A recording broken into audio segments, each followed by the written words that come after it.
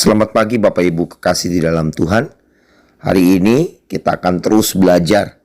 Karena kita percaya kita harus menyelaraskan diri agar hal besar yang Tuhan kasih mampu kita kelola.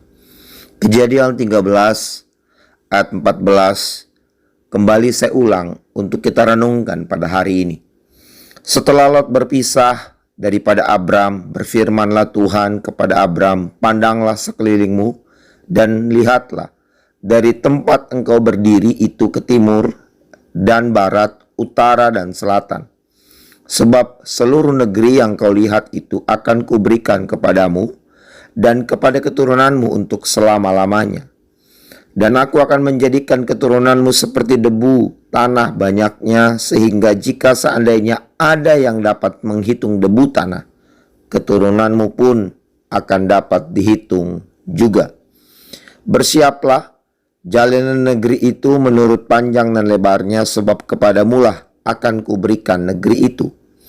Sesudah itu Abram memindahkan kemahnya dan menetap di dekat pohon-pohon terbatin di Mamre, dekat Hebron, lalu didirikannya lah mezbah di situ bagi Tuhan. Bapak Ibu kekasih di dalam Tuhan, hari ini kita belajar satu tema, konsistensi.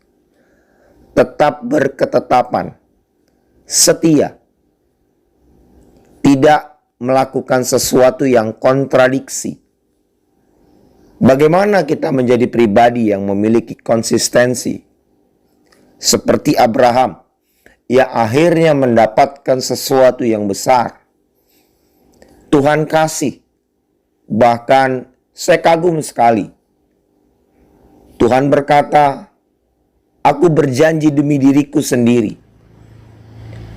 Dia sampai melakukan sesuatu, mengambil sebuah sumpah untuk memegang apa yang dia janjikan kepada Abraham. Apakah Allah pernah punya track record bohong? Jawabnya tidak. Tetapi Alkitab mencatat sedemikian rupa Tuhan melakukan sesuatu untuk Abraham, meyakinkan Abraham. Karena Abraham pun tidak tanggung-tanggung, gak pernah main-main sama Tuhan. Bapak Ibu kekasih di dalam Tuhan, mengapa Abraham mampu konsisten? Yang pertama yang saya dapat, ia percaya. Percaya itu bukan hanya sekedar oke, saya tahu, oke, saya pegang. Tapi percaya itu meliputi seluruh pemahaman yang ditindaklanjuti dalam sikap.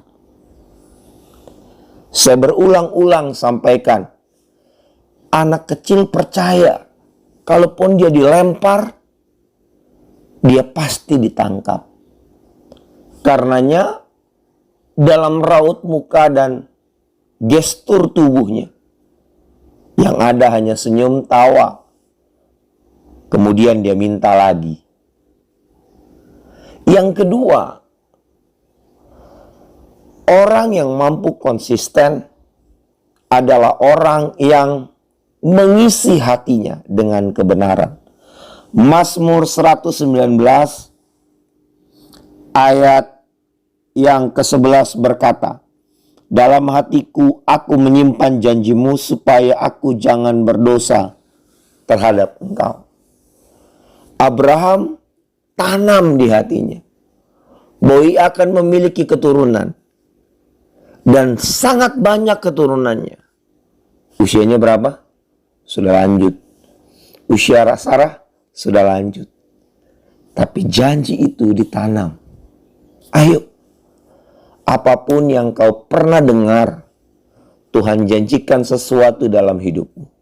Tanam itu dan perkatakan bahwa tidak pernah terlambat. Waktu Tuhan yang terbaik.